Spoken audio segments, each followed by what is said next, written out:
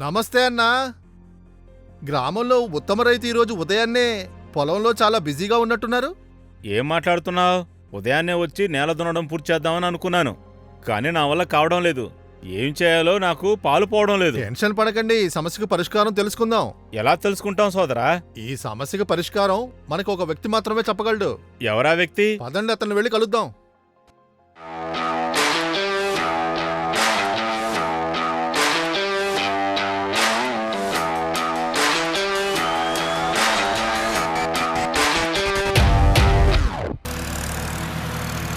ఆయన పని దాదాపు పూర్తయినట్టే ఉంది.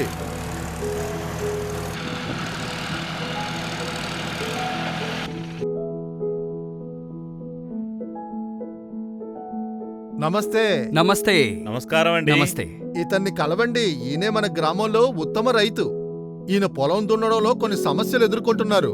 అందుకే మిమ్మల్ని కలుద్దామని తీసుకొచ్చాను. చాలా మంచి పని చేశావు. మీ నేల దున్నే పని బాగా సాగుతోంది, కానీ నా ట్రాక్టర్ జారిపోతోంది.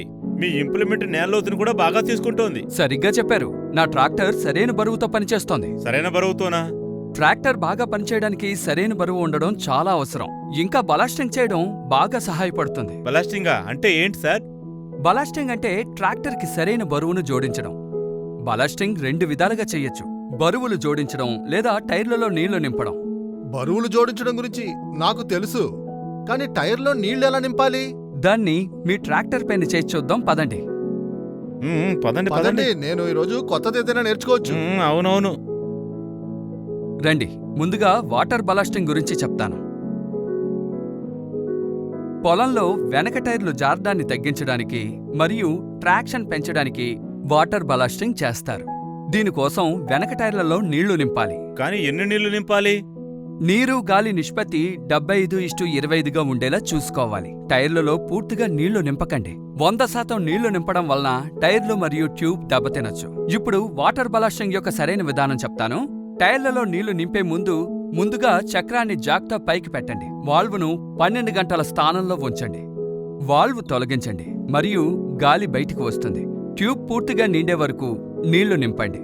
చక్రాన్ని తిప్పి వాల్వును 10 గంటల స్థానంలోకి తీసుకురండి.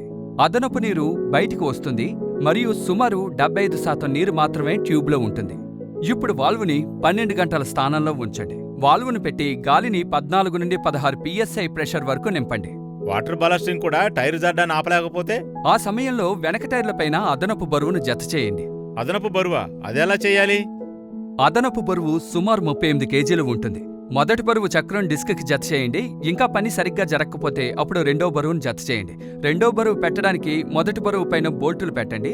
రెండో బరువు మరియు బోల్టులను సమానంగా ఉంచి బిగించండి. పొలం పని తర్వాత కొన్ని గంటలకి బోల్ట్లను మళ్లీ బిగించండి. సరే, నాకు బాగా అర్థమైంది.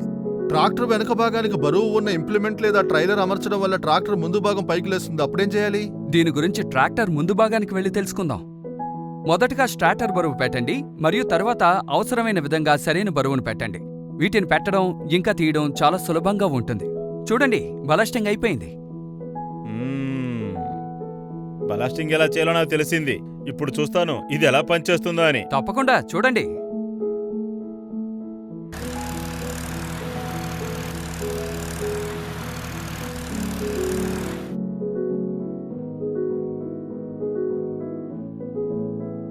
శిర్దీప్ గారు, ఇప్పుడు మీ పని బాగా జరిగిందా? మీరు చెప్పినట్టుగా బాగా జరిగింది.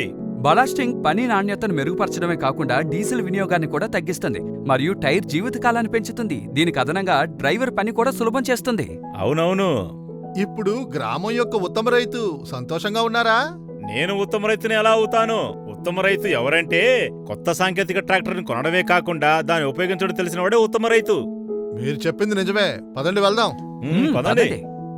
ఒక్క నిమిషం చూడండి మిత్రులారా, మీరు కూడా ఉత్తమ రైతు కావాలంటే చూస్తూ ఉండండి, అలాగే సబ్స్క్రైబ్ చేయండి ట్రాక్టర్ అండ్ తరుణ్ కి.